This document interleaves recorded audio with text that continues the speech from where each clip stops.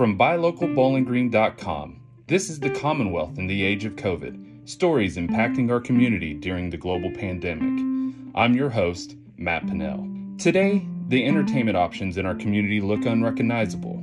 The record stores of America should be thriving after our record store day in April, and major artists should be in the thick of releasing new music before their summer tours. None of that is happening, and it has forced stores like our friends at Mellow, Matt's Music and More to pivot. We took some time to discuss the whole ordeal with Matt today. Matt, the record industry and the record stores, concerts, anything with entertainment, movies, all that, when COVID-19 started, it pretty much shut you guys down with business as usual. Yes. How did you find out? When did you see this happening? Kind of give us the history of, crap, what's going on here? I would say in sometime in February.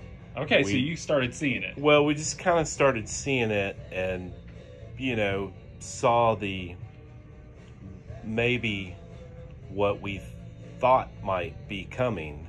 And we really didn't know what was coming, though, once it got here. But we kind of prepared in our own way early in here, just with hand sanitizer and gloves and answering people's questions and trying to... So you were wearing them before the shutdown? We were, yeah. Okay, so you were kind of ahead of the game, right? A little bit, yeah. Were people weirded out by the mask? No, we weren't wearing masks. We had a hand sanitizing station. Oh, okay. With wipes, hand sanitizer, gloves for people that wanted to flip through records and stuff. And people like that. They were like, wow, okay, cool. And then as March got here, about that second week of March, it just kind of got weird.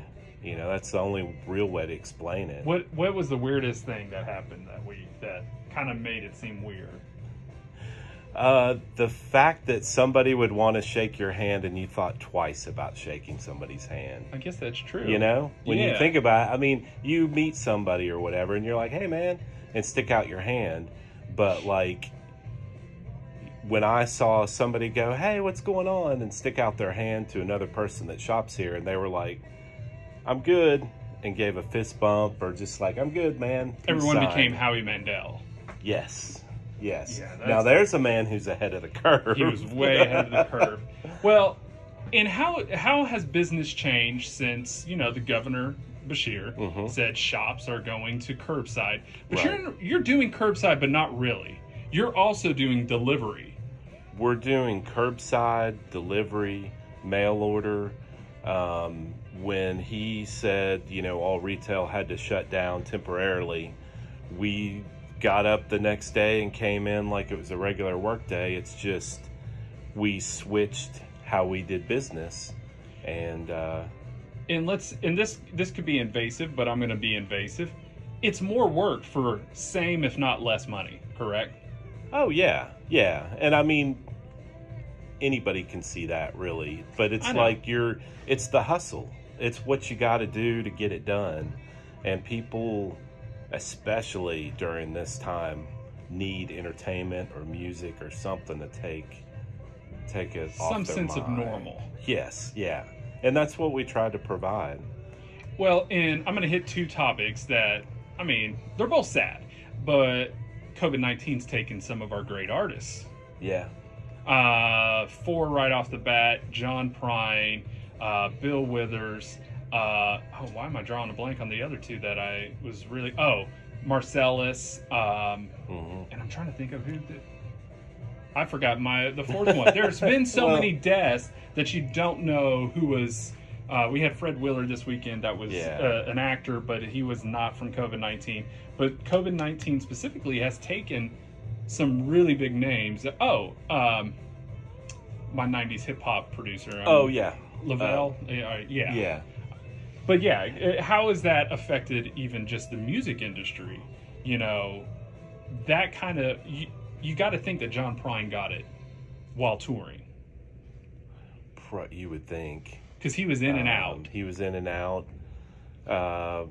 You know, whether he was flying on an airplane or traveling, hotel, or just going to the grocery. Who knows? You know, the great Christopher Cross got it.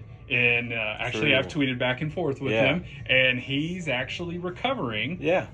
But it's a slow recovery. It's a slow recovery. I mean, there have been several artists, you know, that have recovered from it. And Larry Campbell, who was Dylan's guitar player and Levon Helm's right-hand man up, you know, toward the end.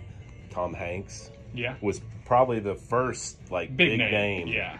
You know, but it's definitely made people more aware and kind of take a step back. And what's the last concert you went to? Bob Weir. I was fortunate enough to see Bob Weir. What's the date? March 7th and 8th, a Friday, Saturday, knocking on the door, really. See, mine was Brandy Carlisle at the Ryman in January. Oh, yeah. And then... Safe space. But then, remember, she returned to Nashville with a bunch of other artists at Music City Marathon Music Works. Oh, yeah. And everyone right after the tornado. In March.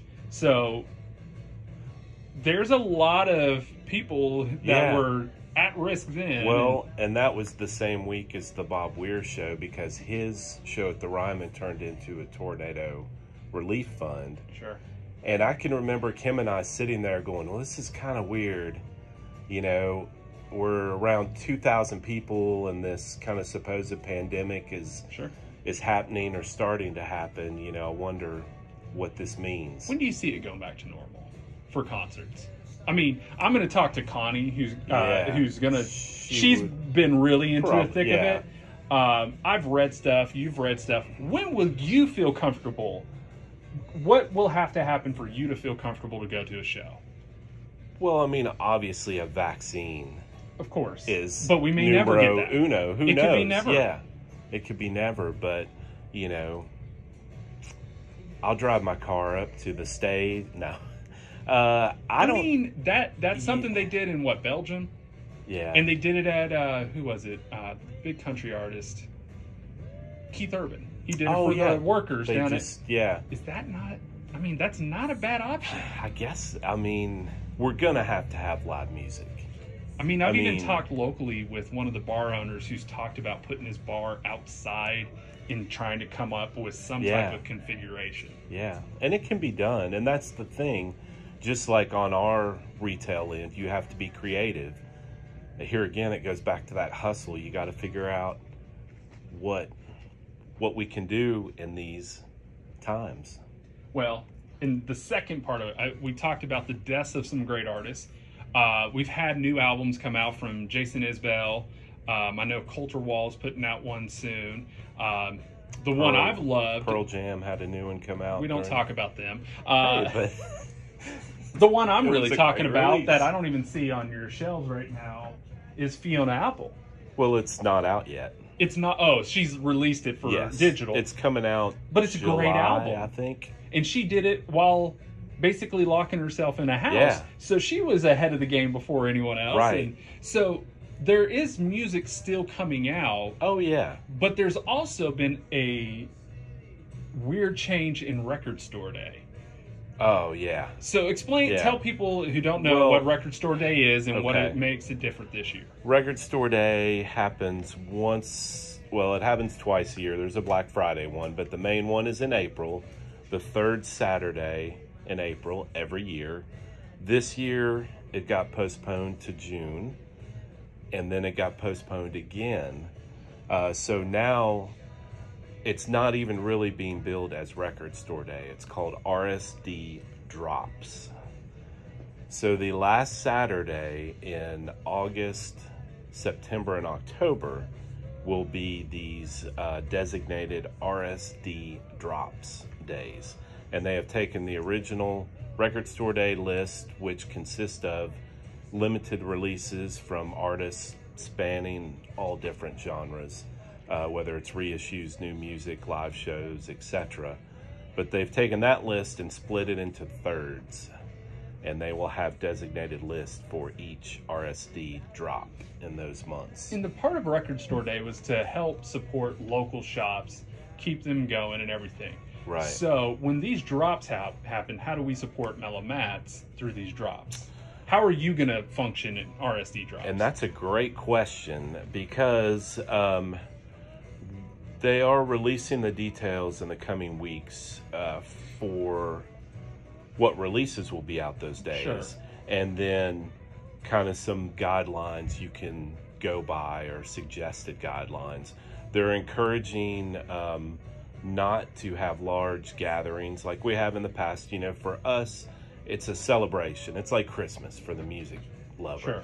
You know, we have 6 to 7 local bands playing out in the parking lot. We have food trucks. We've had, you know, different artists show up.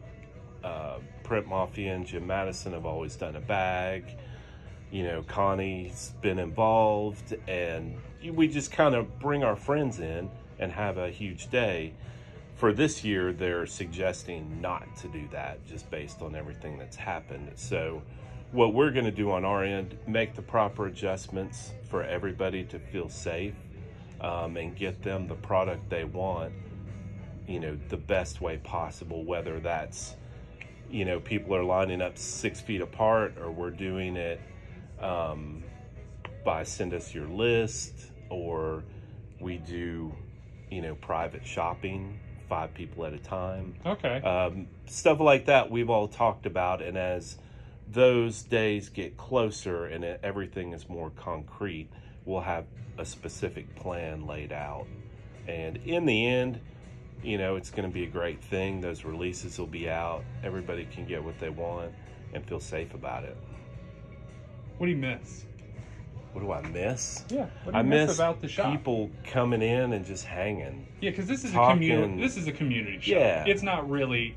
I mean, there's so many ways you can listen and consume music. Right. You can pick so many ways, but there's only a record shop can you walk around, debate, tell someone they're crazy for liking this artist, and Right. oh, let me tell you about the concert I went to, that kind of thing. Or, yeah, and turn people on to different stuff, you know, or like, what are you listening to right now? Or what's playing? Or what new releases are out?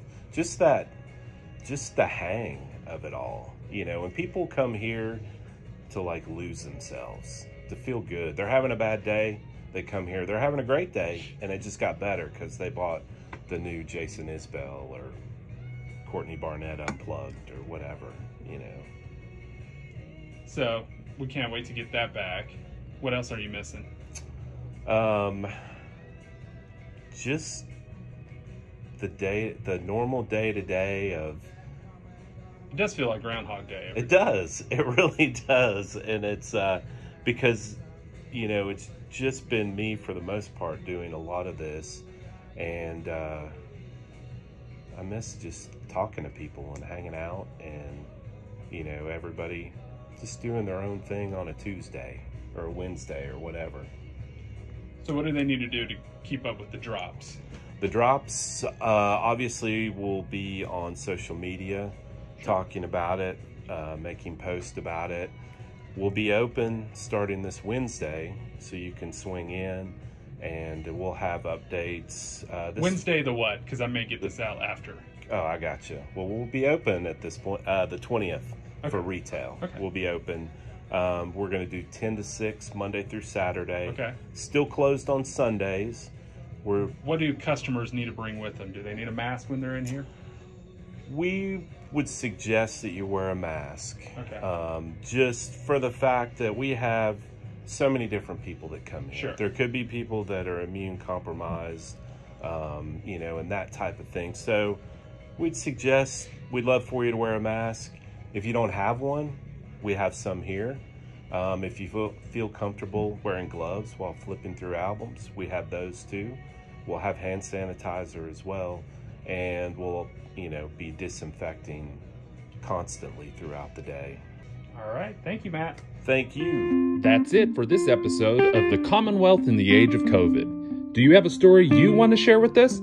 Email us at buylocalbg@gmail.com. We look forward to you joining us this Saturday as we tackle the health issues around reopening barber shops in Kentucky. Be sure to like and subscribe to all our social media and entertainment platforms. We hope you have a great week and stay safe, Kentucky.